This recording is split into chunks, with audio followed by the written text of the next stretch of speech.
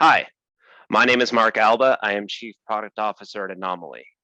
I'm so happy to be able to speak to you today. I wish I could be with you in person, and I was so looking forward to having the opportunity to actually shake your hand, say hello, and get some face-to-face time with all of you to learn more about your challenges.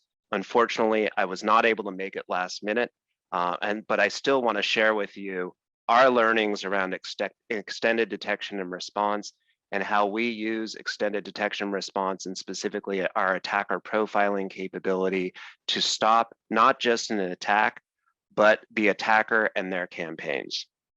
I'm going to talk to you a little bit about what's happened over the last year and a bit about some attack trends. I'm going to talk to you about our customers and some of the challenges that they're seeing. And then I want to go into a story about how in the art world, they're using profiling to be able to not just address specific art thefts, but the art thieves as a whole, which is really allowing them to better understand how to stop art theft in the art world. And then I want to talk about indicators of compromise, machine readable threat intelligence that's so important for us to be able to detect threats in our environment. But what's more important are the techniques and the procedures that are associated with those indicators that can be used to not just stop the threat, but to stop subsequent steps of an attack. And then finally, I'm going to finish off with some use cases that talk about how using extended detection and response together with intelligence allows you to do things that you would not be able to do with most extended detection and response solutions. So with that, let's go ahead and get started. I want to talk about what happened last year. At Anomali, recently, in the last couple of months, we launched a State of Cyber Resilience report. We're very proud of it. We spoke to a lot of CISOs about the challenges that they're seeing, the types of attacks that they're seeing, and we saw some really interesting trends. So over the last 3 years, 87% of the respondents from our survey said that they were in fact victim of attacks that caused disruption within their environment. We also saw that overall losses over the last 2 years, year over year, have increased. So in 2019, overall ransomware payments were about $500,000. This grew by 28% in 2020. Massive growth of ransomware payments, which means that attackers are getting more comfortable with this technique and they're asking for more money. And then finally, out of those that were actually targeted for ransomware, what we were seeing was that 39% of them were actually paying the ransomware. Of those, 58% paid $100,000 and 7% of them paid $1 million or more. So again, attackers are getting comfortable with ransomware and launching ransomware, and unfortunately, we as victims are getting comfortable paying it off. We're also seeing an increase in the attack surface. So as on-premise workloads move to the cloud, a lot more of us are remote workers. Having to solve for these challenges just means that we require more visibility and understanding where the attacks are happening, but we also require the context and understanding where we're vulnerable, not just from a patching of vulnerability standpoint, but what is our attack surface and how do we actually manage that attack surface? And then finally, as we look at some of the attacks that we've seen over the last year, again, unfortunately, nothing new here. We've seen that organizations have very little visibility into the actual attacks that are happening. 60% of security breaches that occur are actually targeting known vulnerabilities. And we see more and more of this happening, but it's always a big problem. How do you prioritize the vulnerabilities the stack of vulnerabilities that you have to make sure that you're lessening the impact on your environment? We saw that 95% of organizations were seeing email-borne threats to their environment.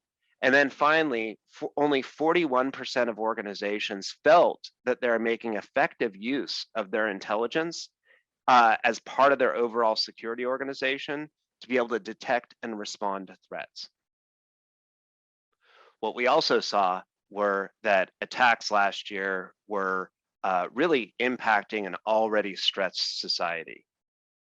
So some of those included the May Colonial Pipeline attack, which not only took down ransomware attack that not only took down Colonial Pipeline, but it caused massive disruption in the East Coast of the United States, where for several days there was a lack of fuel in a really bad part of the year or time of the year for a lot of the folks in the East Coast. We also saw that in March of this year, CNA, which is a very large insurance firm in the US, faced a cyber attack that led to really the termination of trading for a short period of time. So not only the company, but the company and their customers were impacted by this. Also in May, we heard that Acer suffered a massive ransomware attack and by a Russian hacker group.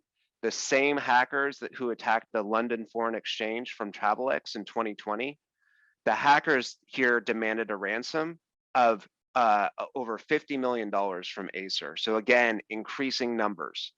And then finally, a very high-profile attack on the National Basketball Association in the United States, where not only was information stolen on financials and confidential information, related to the NBA, but also player information. So very high profile attacks. So we're seeing this more and more, and we can share so many different headlines that reflect these trends. But the common theme here is that increased attacks, increased disruption, and increased financial penalty on the victims. So as we look at some of the challenges that we see with our customers, we're seeing common themes here as well. So as a security company that's rooted in intelligence, we talk to our customers and specifically CISOs and CIOs and CEOs about the challenges to their business based off of security threats that are impacting their organization. And so some of the things that we see are as organizations attempt to embark on digital transformation projects, moving on-premise workloads to the cloud or supporting remote workers. They lack the visibility into their environment, but they also lack the visibility into attackers and what attackers are going to be doing to them now and in the future. The second thing that we hear a lot about is fatigued staff, and we know that there's a security staff shortage. We know that there's a scarcity of security professionals. One of the things that we hear a lot about are very valuable endpoint detection and network detection and response tools that provide you with guidance on suspicious activity, but oftentimes require more sophisticated security professionals to be able to identify a threat in an environment. And what we often hear is customers are looking for solutions that provide high fidelity detection, a certainty that a threat is in your environment that allows you to respond as quickly as possible. And then when we talk about response, a common theme is that a lot of the response solutions out there as part of extended detection and response are really focused on a single brand. So how do I respond to a threat across inevitably heterogeneous security stack? And then how do I also respond not just to that individual breach, that individual attack, but how do I understand the totality of the attacker, what the attacker is doing to me, and what they're going to do to me in the future, and why they're doing it? And so that comprehensive response across a security stack and across an attacker lifecycle is hugely important for us to be able to increase our security posture and maintain that security posture. So I want to talk a little bit about some lessons that we've learned in the art world and talking about the attacker. So as we look forward, we do have to look outside of the security profession to figure out new ways of addressing attackers. When profiling art thieves, criminologists that are focused on art thieves use a theory called RAT, routine activities theory. And basically what this theory states is that a crime will occur if there is an actor or a thief that has privileged rights access or access to that target They have to be a motivated offender, and they have to perceive an absence of capable guardians. What that means is that there's an appearance of vulnerability. This is all pretty straightforward, but it's also very effective in catching art thieves. So when we talk about privileged rights access, so for art thieves, a suitable target is a function of both the value of that target, in this case, the artwork, in addition to the level of privileged access the thief has to that work. Many famous art heists, including the 1911 theft of the Mona Lisa from the Louvre, were perpetrated by insiders. In this case, this was a person that worked in the museum. He was both an artist and a custodian, and he chose to steal the piece. The art thief had, in this case, least privileged rights access. He had access to the museum during the day, but he was able to extend those least privileged rights access by hiding and evading security until the museum closed, at a time when he should not have been in there. He shouldn't have had access to the artwork. And each attacker needs a motivation. So an offender could be motivated by the thrill of the theft. So going back to the example of the theft of the Mona Lisa back in 1911, the art thief was purported to be a lover of the Mona Lisa, and he felt indignant that it was in a museum. He felt that he should have it. But like most cyber criminals, it often, the motive often reverts back to a financial one. In this case, the thief that stole the Mona Lisa tried to cash out 2 years later and tried to sell the Mona Lisa to an art dealer and was caught. Finally, the appearance of a vulnerability. So art thieves are able to assess the absence of a capable guardian, and they look for things like, what's the surroundings of the museum? Do I see police officers? Is it a rundown area? Does the museum look rundown? They also look for a known quantity, meaning, has there been a theft there before? And can I go back and take advantage of lax security? In the case of the famous painting, The Scream, which was stolen in 1994, the thief gained entry to the National Gallery of Norway by climbing up a ladder and breaking a first floor window. It set off an alarm, so there was an alarm, but that was ignored by the security guard. And so being a little bit cheeky, the thief left a note saying, thanks for the poor security, and then made off with that version of Scream. 10 years later, a version of the painting was again stolen. Same museum, but in this case, they had increased security. The painting was wired to a silent alarm. When the thieves actually took the painting off the wall, it tripped that silent alarm. But in this case, the thieves came back with guns, and they were able to overrun the security guards and make out with that particular painting of that particular version of the Scream. So in this case, the museum did attempt to increase their security posture, but the attacker improved their techniques and was able to be successful. So one of the considerable advantages of an art theft profiler over the typical burglaries that you see is that art theft happens oftentimes in the open during the day, brazen attempts or brazen successful attempts at stealing art in the middle of the day. And if not, oftentimes museums are either patrolled at nighttime, or there's video recordings of these thefts. And then, so for obvious reasons, we know more about successful thefts than we actually know about the ones that are thwarted. We know more about the thieves and how they're going about their techniques and their procedures. We know what they wear. We know how fast or how slowly they work. And so we know so much about the attacker to be able to start profiling the types of art thieves. And so to catch an art thief, criminologists use a technique that starts with collecting all evidence of art theft. in police reports and other intelligence sources. The data is then tokenized and normalized to eliminate any unnecessary data. Think of it as a metadata that's required to really answer the questions that you need to answer. That data is then tagged and categorized by a type of threat that each of the thefts represent. And then taking this all together, you're able to build a modus operandi for that particular theft and that particular set of art thieves. And then you take all of those together and compare similar modi operandi. And then what happens is you have a crime pattern. And that crime pattern is then used to stop future attacks. This is a retrospective approach of using all known evidence to identify future attackers, and is an extremely effective way of catching art thieves.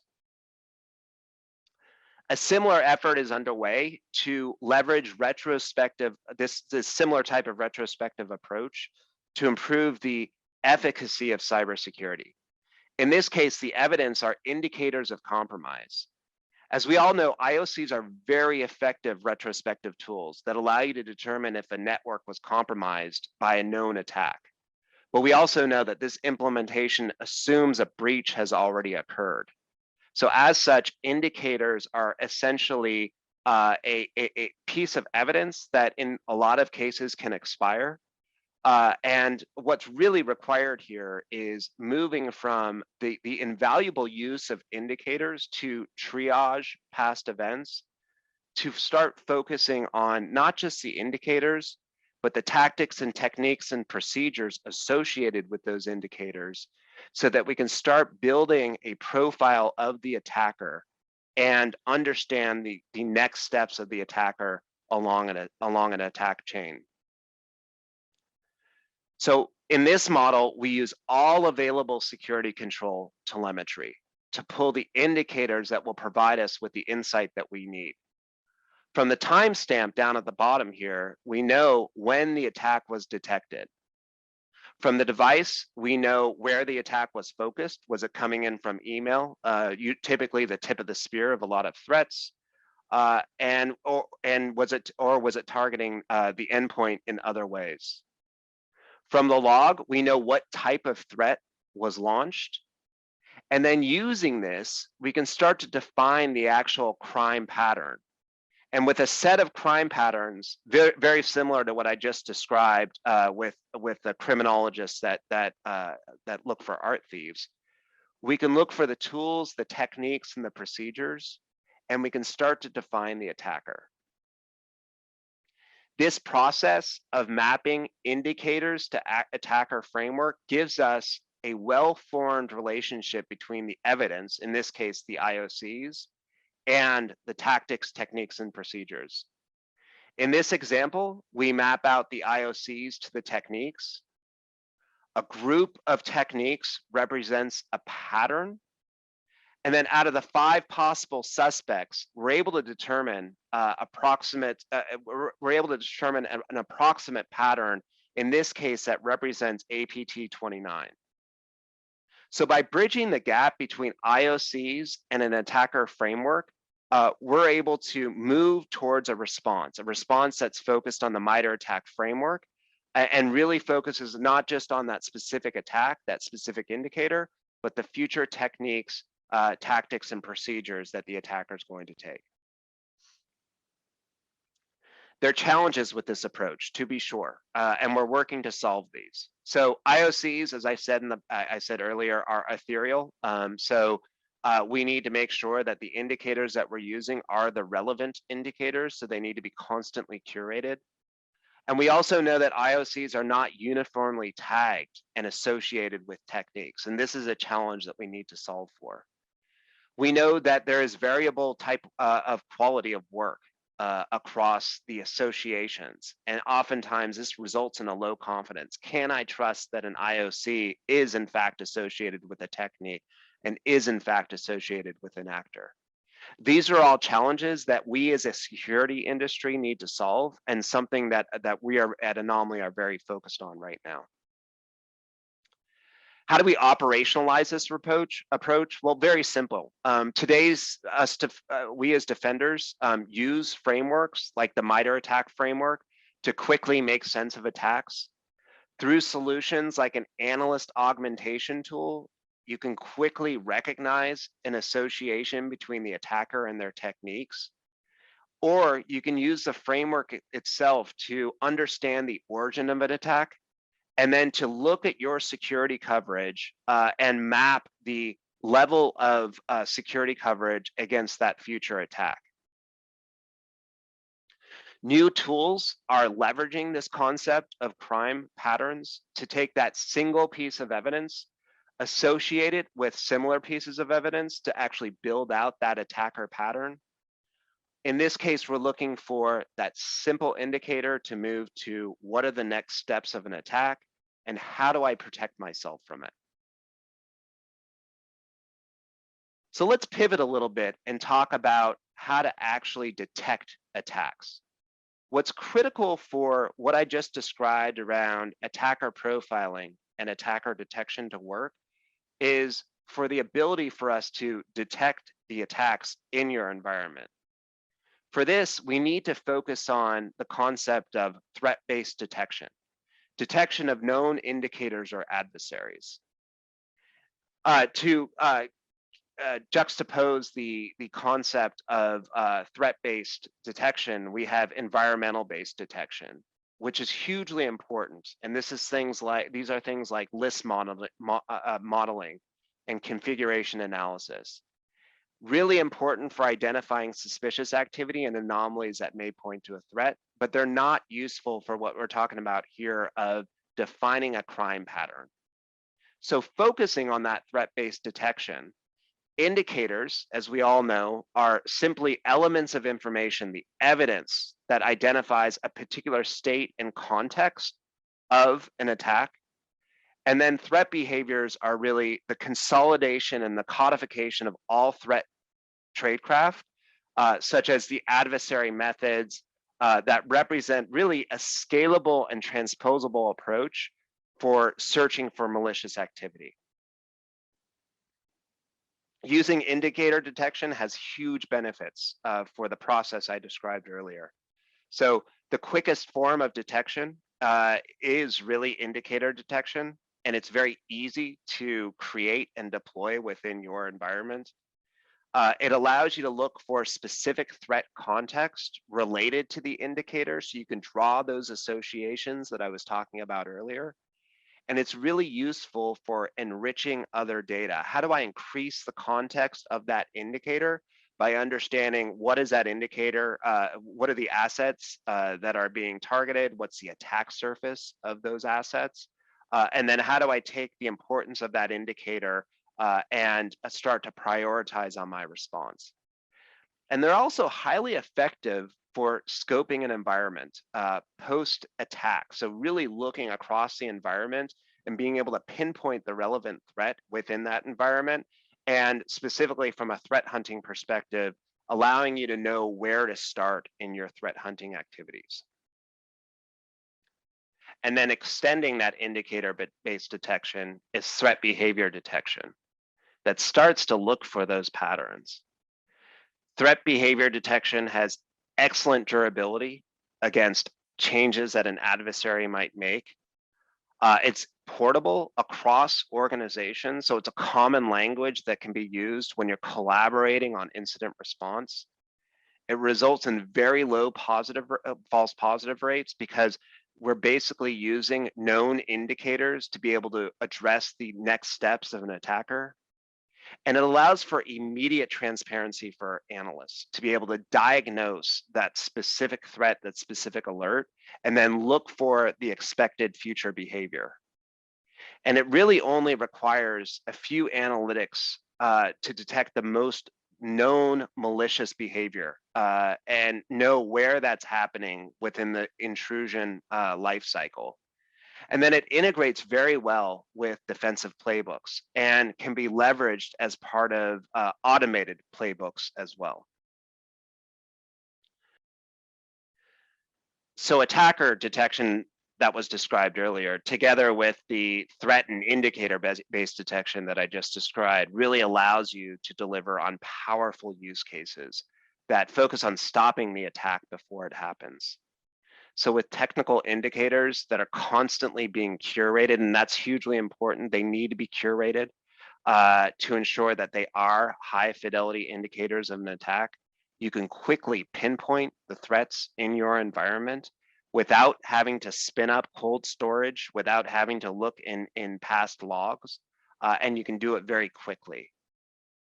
Secondly, with the access to a large repository of threat intelligence, you know what attacks are in the wild, and you can use this to start building the evidence required to take a threat hunting hypothesis, confirm that there is evidence around that hypothesis, and then execute very expensive threat hunting activities, but focusing it on that certain area that is identified based off of starting with that indicator, starting with that evidence. And then, as we know, as attackers adapt to the dynamic environment that's out there, the dynamic environment of our changing IT landscape, we need the intelligence to know how the attacker themselves are changing their techniques. And we need to make sure that we have the situational awareness, not just of the attacker, but what is their relevance to us? Are they targeting my industry? Are they targeting my region? Are they using techniques and tactics and leveraging or exploiting vulnerabilities which are relevant to my IT stack? And this is a situational awareness that every security professional needs front and center as part of their daily analysis of the threat to their environment. And while, as discussed before, advanced technical indicators are really valuable for detection, what's really important about the methodology that I've been describing is being able to move from indicators to that strategic intelligence, the intelligence on the attacker, mitigation strategies and response strategies, having that at your fingertips. So really pivoting from that tactical intelligence to that strategic intelligence to effect a response. And as I described earlier, having a solution, an extended detection and response solution that is rooted in intelligence means that you have the ability to understand the next steps of the attacker.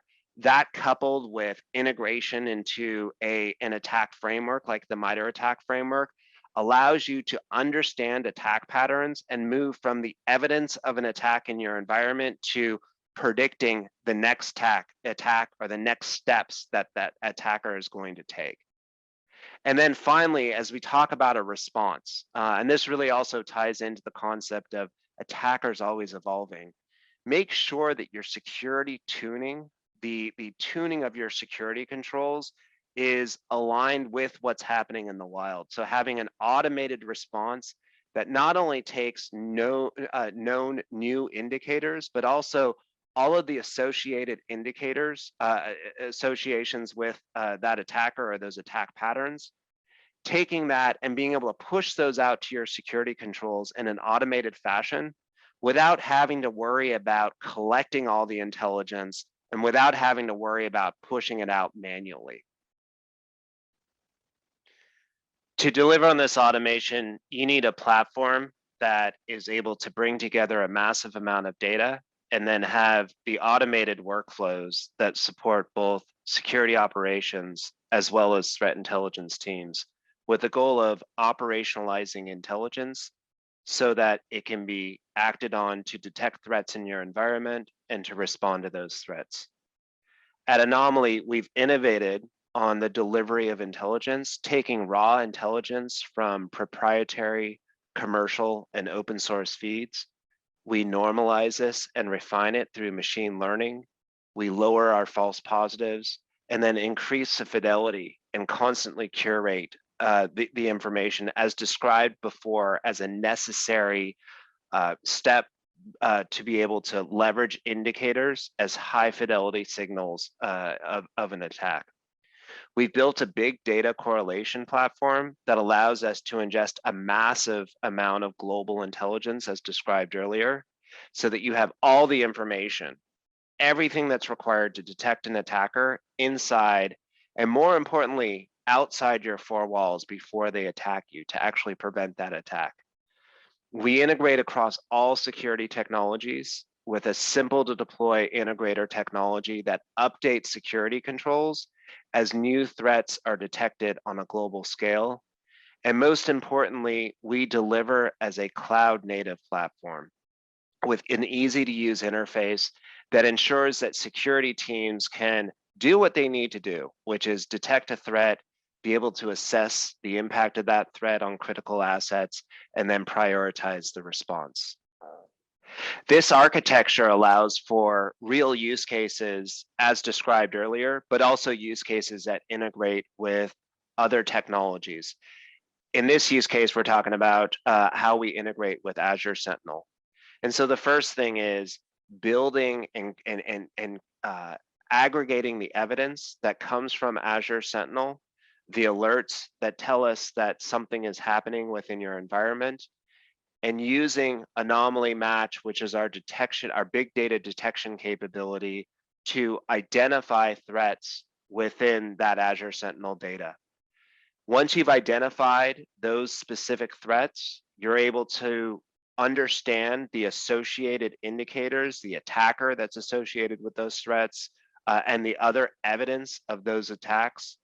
And then you're able to push that back into Azure Sentinel so that you can use that information to monitor and look for additional threats.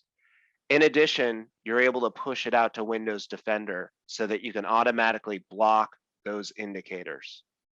And then finally, using Anomaly Lens, our SOC analyst augmentation tool, a SOC analyst can very quickly identify within Azure Sentinel, are there any alerts that I am finding in my environment?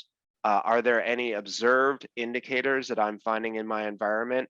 How critical are they? And what should I be concerned about? And how do I kick off a further investigation with my threat intelligence team to build on those associations, build on that additional evidence to further protect and then push that back out to Windows Defender and Azure Sentinel. This is the Anomaly platform.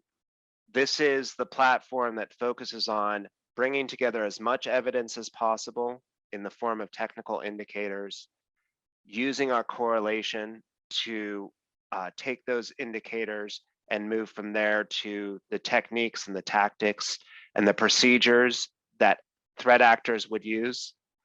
And by leveraging our big data platform, ensuring that we can take a massive amount of telemetry in millions of events per second from network messaging, endpoint, and identity tools, and correlate that with that massive amount of global intelligence. So billions of indicators that are constantly being updated as part of the Anomaly repository of intelligence. And what that delivers, because of the real-time nature of it, is the ability to continuously detect threats as they're observed in the wild to ensure that they are not in your environment. And when they are found in your environment, being able to quickly respond. As a big data platform, the proprietary technology that we built allows us to do retrospective search going back as far as 5 years and farther to identify whether or not you've been victim of an attack. And this is very different from a lot of the detection and response tools that are out there right now that allow you to go back 90 days. Ours allows you to go back 5 years in a way that ensures that you do not have to spin up cold storage. It gives you a response within seconds. And then finally, because we are rooted in intelligence, we know about the attacker.